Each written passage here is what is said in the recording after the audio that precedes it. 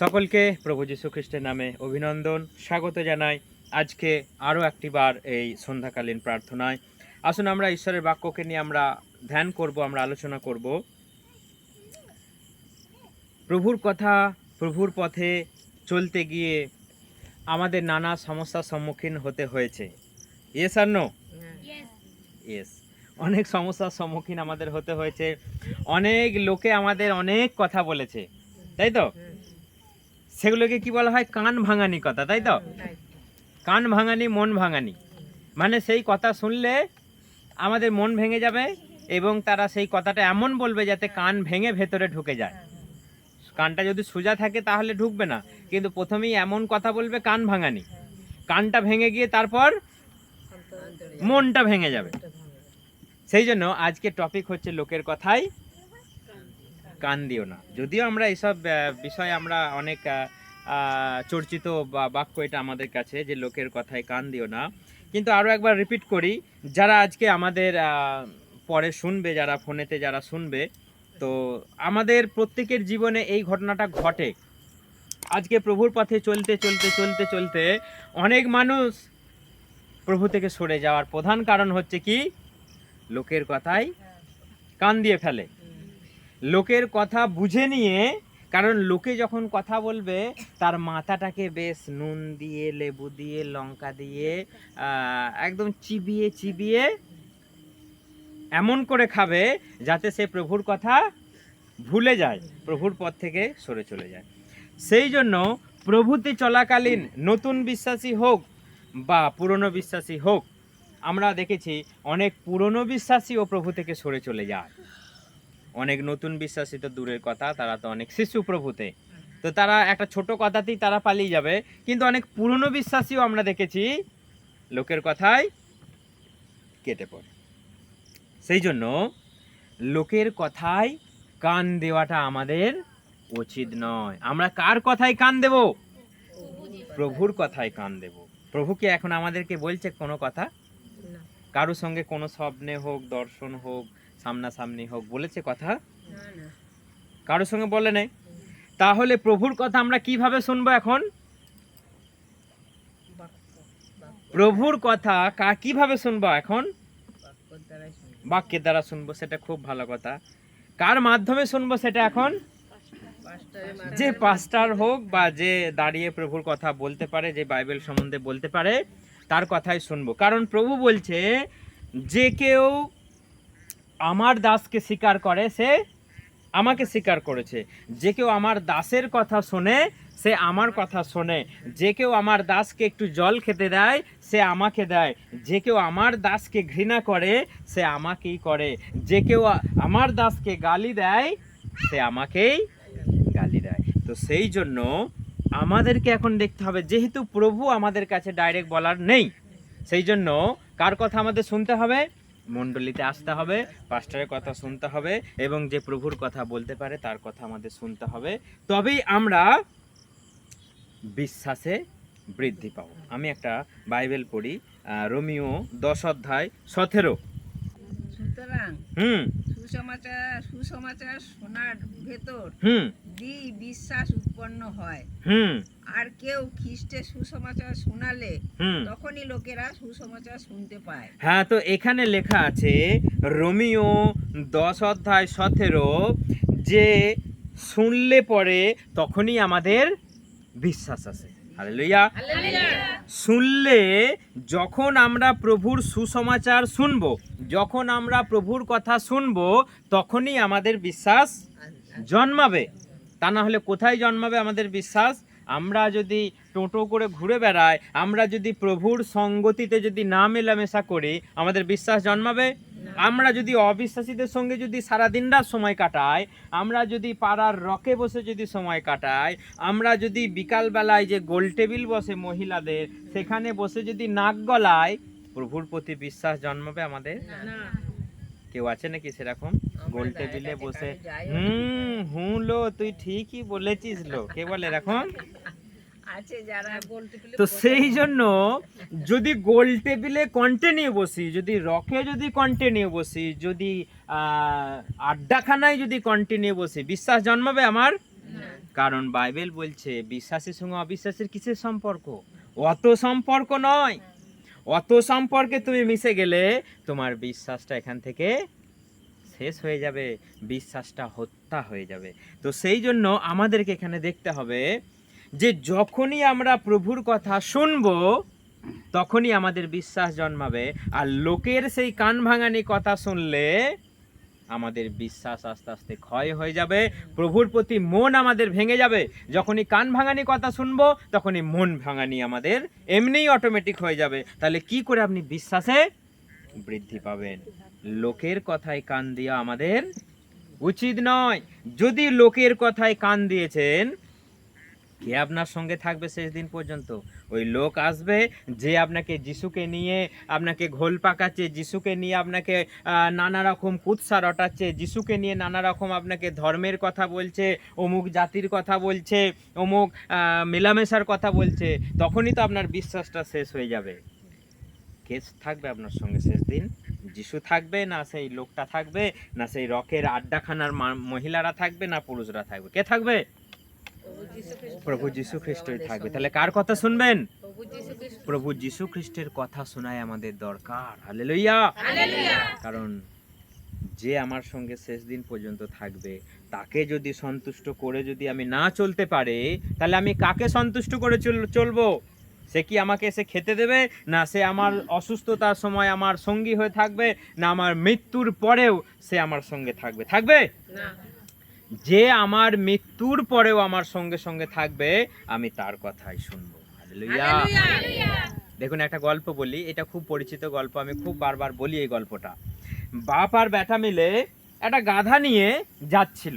সবাই জানি এই গল্পটা, তবুও রিপিট করি, যারা শোনে নে তারা যেন শুনতে পায়। তো বাপ আর বেটা মিলে একটা গাধা নিয়ে যাচ্ছে।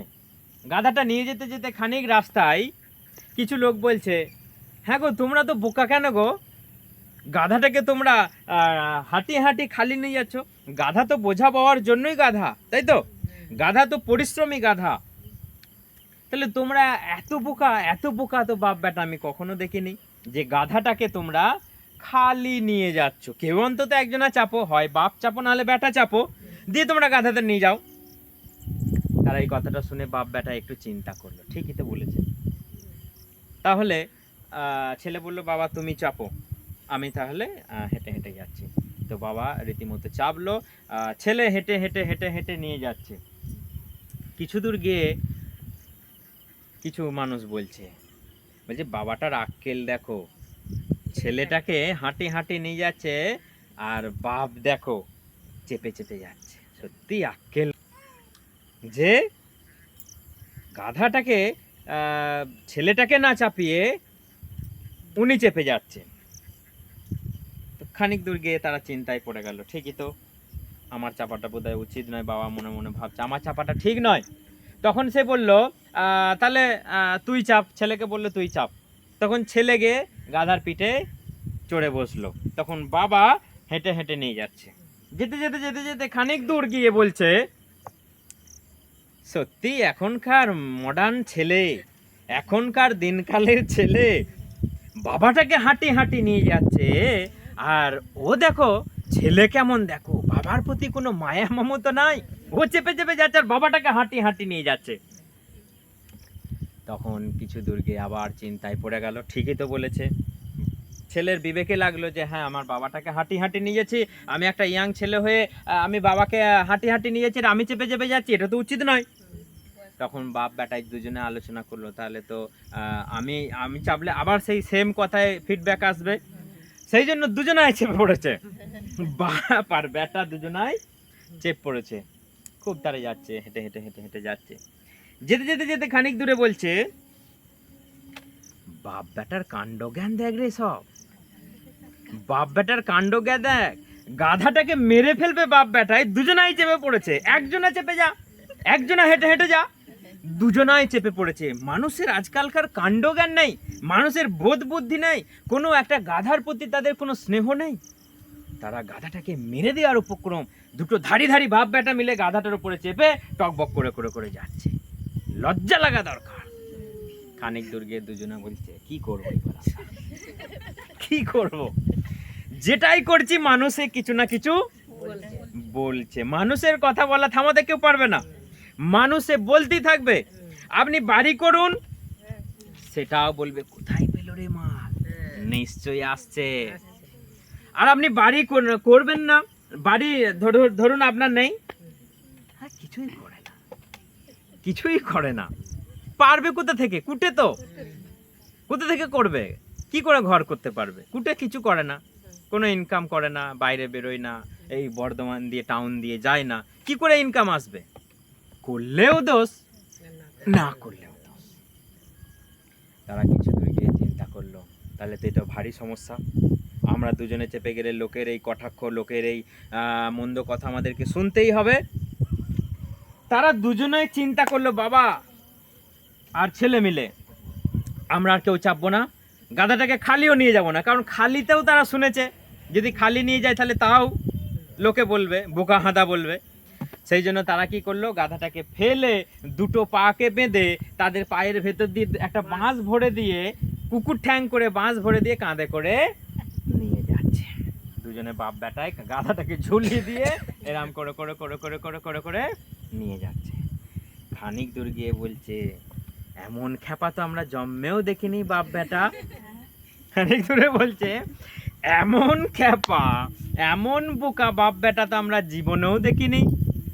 গাধাটাকে তাই হাঁটি হাঁটি নিয়ে যা কিংবা চেপে যা, তুই আবার গাধাটাকে আবার কাঁধে করে নিয়ে যাচ্ছিস, এ আবার কোন দেশি সিন? এটা তো দেখা যায় না কোথাও।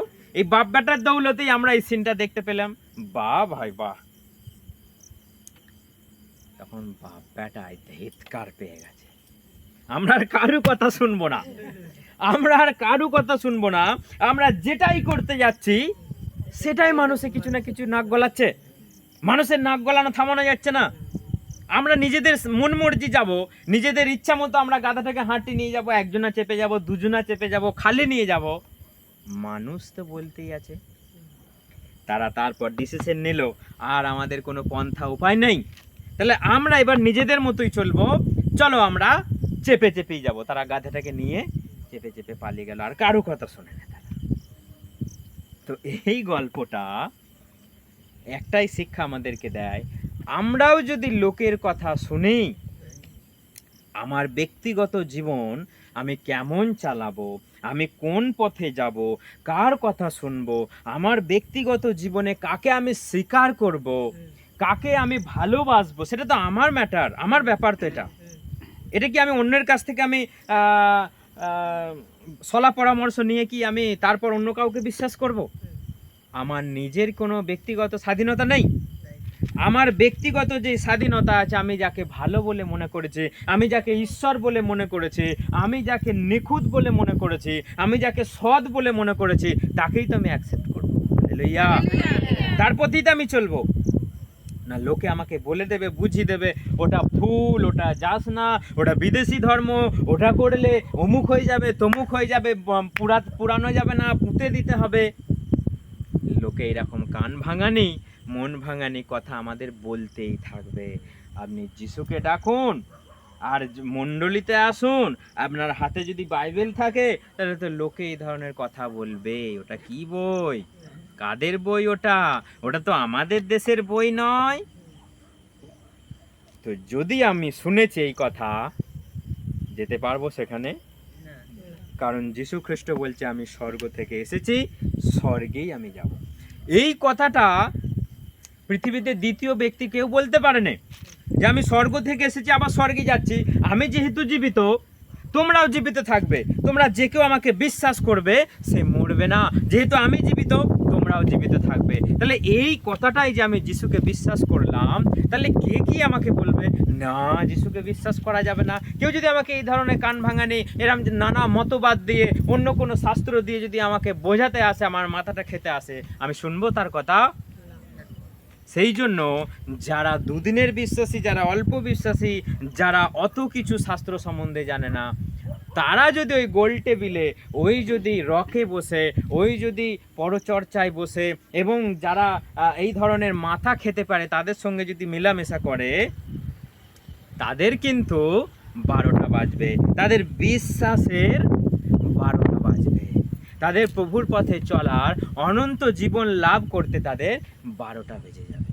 তো সেই জন্য লোকের কথায় কান দিয়ে আমাদের লাভ নেই, কারণ জীবন পেতে গেলে কার কথা শুনতে হবে? যিশুর কথা শুনতে হবে। দেখুন তার কথাতে কেমন জীবন আছে, আমরা মথি 4:4 পড়ি। কিন্তু হ্যাঁ, যিশু এর উত্তরে বললেন, হুম শাস্ত্রে একথা লেখা আছে, হুম মানুষ কেবল রুটিতে বাঁচে না, হুম কিন্তু ঈশ্বরের মুখের প্রত্যেকটি বাক্যই বাঁচে। হালেলুয়া। দেখুন এখানে একটা সুন্দর কথা লেখা রয়েছে, মানুষ কেবল রুটিতে বাঁচে না, অর্থাৎ মানুষ কেবল খেয়ে খেয়েই বাঁচে না, অর্থাৎ মানুষ অনন্ত জীবন পেতে গেলে এই জগতের খাবার খেয়ে খেয়ে সে অনন্ত জীবন পেতে পারবে না। জগতের কথা শুনে শুনে, যেটা জগৎ থেকে উৎপন্ন, জগতেই সেটা মিশে যাবে।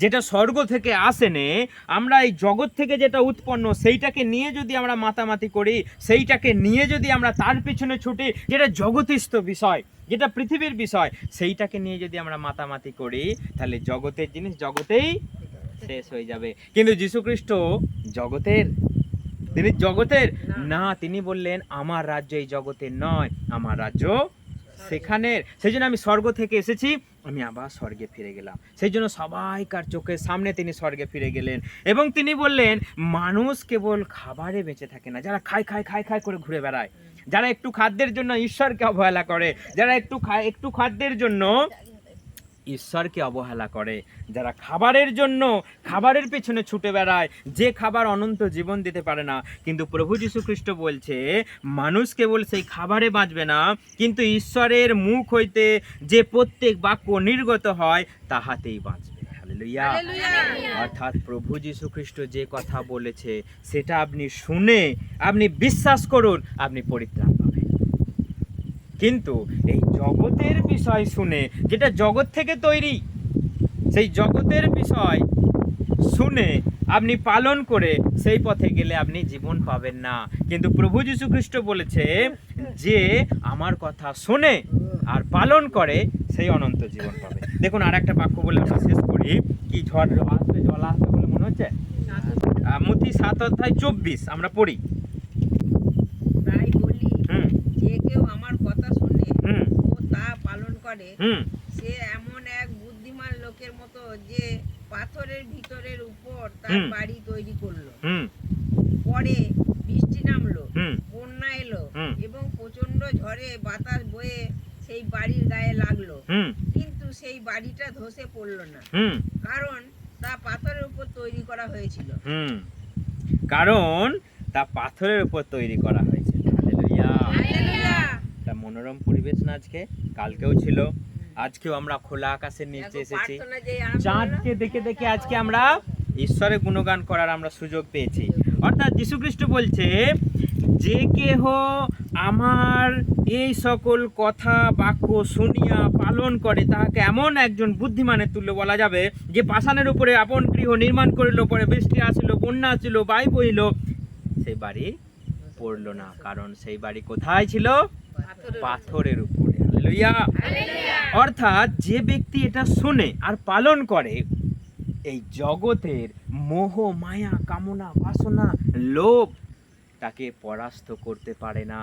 যে যিশুর কথা শোনে সে এমন একজন ব্যক্তির তুল্য, কোনো সন্দেহই, কোনো অবিশ্বাসী তাকে টলাতে পারবে না, কোনো মানুষের কান ভাঙানি কথা তাকে টলাতে পারবে না, তাকে বিশ্বাস থেকে সরিয়ে নিয়ে যেতে পারবে না, তাকে অনন্ত জীবন থেকে বঞ্চিত করতে পারবে না। হালেলুয়া। তো সেই জন্য আমাদেরকে এটা শুনতে হবে যে যিশুর কথা শুনলে তবেই আমাদের বিশ্বাস, যিশুর মণ্ডলীতে এলে, যিশুর সৎসঙ্গে মিশলে তবেই আমাদের বিশ্বাস এতটাই দৃঢ় হবে যে আমাদের বাড়ি ভবন যদি পাষাণের উপরে তৈরি হয়, তাহলে বন্যা বলুন ঝড় বলুন সেই বাড়িকে ভাঙতে পারবে? তাহলে আপনি যদি প্রতিটা দিন প্রতিনিয়ত যদি প্রভুর বাক্যকে বিশ্বাস করেন, শোনেন, যদি তাদের সঙ্গে আপনি মেলামেশা করেন, তাহলে আপনার বিশ্বাসও সেই পাথরের উপরে তৈরি বাড়ির মতো হবে। হালেলুয়া। লোকে যত বড়ই কান ভাঙানি কথা বলুক, লোকে যত বড়ই উল্টো পাল্টা কথা বলুক, আপনাকে টলাতে পারবে না। এখন যদি আমাদের সামনে কোনো একটা বড় পণ্ডিত এসে বলে ডিবেট করার জন্য সামনাসামনি বসে, সে পারবে আমাদের টলাতে? পারবে? কারণটা কি, আমরা যে শাস্ত্রটা জানি সেই শাস্ত্র দিয়ে তাদের আমরা ঝামা ঘষে দিতে পারবো, কিন্তু তাদের শাস্ত্রের অতটা টেম্পার নেই, তারা পরাস্ত করতে পারবে না, কারণ এর প্রত্যেকটা বাক্যই জীবন্ত বাক্য। এবং আমরা শুনে, আমরা এটা বুঝে এতটাই আমাদের বিশ্বাস জন্মেছে যে আমাদের বাড়ি, অর্থাৎ আমাদের বিশ্বাস একটা স্ট্রং, এবং মনে করুন আমাদের বাড়ি সেই পাথরের উপরে তৈরি, কেউ টলাতে পারবে না। হালেলুয়া।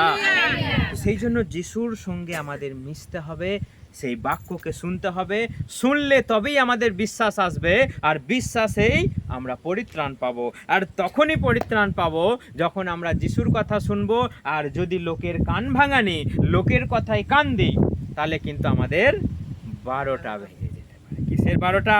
আমাদের জীবনের 12টা বেজে যেতে পারে। কারণ আপনার দুঃখের দিনে, আপনার অসহায় দিনে, আপনার রোগের দিনে কেউ আপনার সঙ্গে থাকবে না। কেউ এসে 10 টাকা দিয়ে বলবে না, আজকে কি হয়েছে রে বাবু, শাক হয়েছে, ঠিক আছে আজকে মাংস কিনা টাকা দিলাম, যা মাংস খা। কেউ বলবে? আপনি বিছানায় পড়ে আছেন, কাঁদরাচ্ছে, কুঁই কুঁই কুঁই কুঁই করছেন, কেউ বলবে চলো হসপিটালে দেখিয়ে নিয়ে আসি? কেউ বলবে পাড়ার লোকে? কিন্তু যখনই আপনি জয় যিশু করবেন, মণ্ডলীতে যাবেন, লোকের তখনই চোখ টাটাবে, কোথায় যাচ্ছ তোমরা, তোমরা কি ধর্ম নিচ্ছ? যখন আমি বাড়িতে বসে বসে কাতর হয়ে আমি কুঁই কুঁই করছিলাম, তখন তো এসে বলে নে, তুমি, তোমার তো ভালো জাত, তোমার তো ভালো ধর্ম, চলো আমি তোমাকে একটু ডাক্তার দেখিয়ে নিয়ে আসি, অমুক চেম্বারে নিয়ে যায়, অমুক বড় ডাক্তারের কাছে, ভালো ওষুধ দেবে, আমি তোমার সঙ্গে থাকবো, তোমার পরিচর্যা করব, তুমি ভালো হয়ে যাবে। কিন্তু যখনই আমি একটা বিশ্বাসে, আমাকে ঈশ্বর সুস্থ করবে বলে সেই বিশ্বাসে যাচ্ছি, তখনই তুমি বলছো ওটা তো আলাদা ধর্ম, কোথায় যাচ্ছিস তোরা, আলাদা হয়ে যাচ্ছিস, তোরা কি এইবার ওইটা খাবি, হাম্বা হাম্বা করে ওইটা খাবি তোরা এইবার। তো সেই জন্য লোকের কথায় কান দিলে আমরা জীবন থেকে বঞ্চিত হব। আর যদি লোকের কথায় কান দিই, আমাদের কিছু যায় আসে না, যায় আসবে তার, যে লোকের কথায় কান দেবে সে জীবনকে হারাবে। কারণ বাইবেল বলছে, কোথায় গেলে জীবন পাবো প্রভু, কোথায় গেলে জীবন পাবো? তোমার কাছে, অর্থাৎ যীশু খ্রিস্টের কাছেই আছে সেই অনন্ত জীবন। হালেলুয়া। আর কোথাও যাবেন না, আর কোথাও আছে? যদি আর কোথাও জীবনের গল্প হতো, আমি বলতাম ঠিক আছে লেটস গো, সবাই যান, কিন্তু দেয়ার ইজ নো লাইফ। তাদের কাছে, কারো কাছে সেখানে জীবনই নেই, তো আপনি কি করে জীবন পাবেন? সেই জন্য আমাদেরকে ধ্যান দিতে হবে ঈশ্বরের বাক্যের উপরে। লোকের কথায়, পাড়ার কথায়, প্রতিবেশীর কথায় আপনি কান দেবেন না, তাদেরকে বরং ভালোবেসে এখানে নিয়ে আসুন, ঈশ্বরের কথা শোনান, জীবনের গল্প শোনান। তারা তো কেবল পৃথিবীর গল্প নিয়ে মেতে আছে, তাই না? জগতের গল্প নিয়ে মেতে আছে। যে জগৎ থেকে উৎপন্ন সে জগতেই শেষ। বাইবেল কি বলছে? যে জগৎ থেকে জাত সে জগতেই শেষ, কিন্তু যে আত্মা থেকে জাত সে আত্মা, এবং সে স্বর্গে যেতে পারবে। হালেলুয়া, জয় যিশু। ঈশ্বর সকলকে আশীর্বাদ করুক, এবং আমরা যেন এই পথে আমরা চলতে পারি, আমাদেরকে কেউ যেন টলাতে না পারে, কেউ যেন ভেঙে দিতে না পারে। তো ঈশ্বরের ছোট্ট বাক্যের মধ্য দিয়ে সকলকে আশীর্বাদ। হালেলুয়া। ঠিক আছে, আসুন আমরা একটা প্রার্থনা করি। হালেলুয়া। প্রভু যিশু তোমাকে ধন্যবাদ দিই, প্রভু যিশু পিতা পুত্র পবিত্র আত্মা তোমাকে ধন্যবাদ দিই। আকাশ ও পৃথিবীর মালিক, বিশ্ব ব্রহ্মাণ্ডের রাজা, সনাতন পিতা তোমাকে ধন্যবাদ দিই। আকাশের নিচে মানুষের মাঝে আর দ্বিতীয় কোনো নাম নাই যে নামে আমরা পরিত্রাণ পেতে পারি, একমাত্র তোমার নাম যিশু নাম, একমাত্র তোমার নাম পরিত্রাতা। ও প্রভু, একমাত্র তোমার নামে শয়তান ভয়ে কাঁপে, একমাত্র তোমারই নামে রোগ ভয় পালায়, একমাত্র তোমারই নামে আছে মুক্তি, একমাত্র তোমারই নামে আছে জীবন। তাই প্রভু যীশু খ্রিস্ট, আমরা তোমাকে চিনেছি, আমরা জেনেছি, আমরা জানি যেখানে দুর্বলতা সেখানেই তোমার শক্তি প্রকাশিত হয়। হে আমার প্রিয় যীশু, আমার বন্ধু যীশু, তুমি আমাদের সকলকে চালাও হয়ে যায় প্রভু, কারণ আমরা যেভাবে তোমাকে আঁকড়ে ধরেছি ও প্রভু, আমরা কখনো ছাড়বো না প্রভু। যদিও ও প্রভু পৃথিবী, আকাশ, পর্বত টলে পড়ুক, আমরা টলবো না প্রভু। এই আমাদের প্রার্থনা, এই আমাদের ও প্রভু বিশ্বাস, এই আমাদের বাসনা প্রভু যীশু খ্রিস্ট, এই আমাদের প্রতিজ্ঞা। তোমার পথে চলছি, তোমার পথেই চলবো। এমন কোনো পরীক্ষা, প্রলোভন আমাদের জীবনে না আসুক যে তোমাকে ভুলে যেতে হয় প্রভু যীশু। তুমি দয়া করো, করুণা করো, আমাদের সঙ্গে সঙ্গে থাকো প্রভু। আমরা আমরা যারা শুনছি এবং যারা পরে শুনবে, তুমি সকলকে আশীর্বাদ করো। তোমার এই বাক্যকে বেশ করে প্রভু যেন সকলে ও প্রভু স্ট্রংভাবে তোমার উপরে বিশ্বাস করে চলতে পারে, এই আশীর্বাদ আমি করি সকলকে প্রভু। যারা শুনছে প্রভু, যারা শুনবে প্রভু যিশু, সকলের জীবনে ও প্রভু এই আশীর্বাদ নেমে আসো নাসরতীয় যিশু খ্রিস্টের নামে। তোমার বিশ্বস্ততা, তোমার শক্তি, তোমার সামর্থ্য সকলের উপরে নেমে আসো। তুমি দয়া করো, করুণা করো, অনুগ্রহ দাও। তোমার নামের গৌরব হোক, তোমার নামের মহিমা হোক। তুমি সকলের সঙ্গে সঙ্গে থাকো।